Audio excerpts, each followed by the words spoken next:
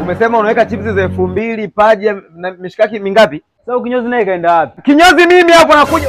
Sasa nikukute chapu hapa hivi. Ngoja kwanza. Umekuja. Ngoja kwanza niwahi kichwa.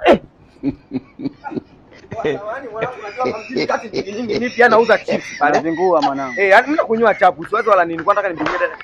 Sasa hujanipa chips umeondoka mara umeenda huko kumnyoa mtu. Dada yangu samahani, pia saluni ni kazi yangu. Kwa hiyo nataka nimkwangue chapu. Wewe umesema na mishikaki. Au basi ndio upumzike huku. Mablaza fundi nguo yupo wapi? Usiondoke, mimi ndo fundi cherehani hapa. Njoo nipigie sasa na haraka zangu hapa.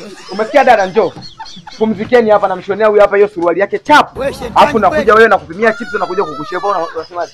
Chapu. Wewe una kazi ngapi? Wewe una kazi ngapi baba? Bana hebu tulieni bana. Nasikia. Sasa hii hapa. Ngoja kwanza.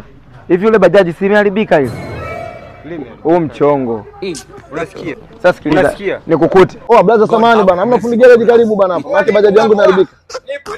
Nipo. Hii exclusive imekatika. Niamini mimi.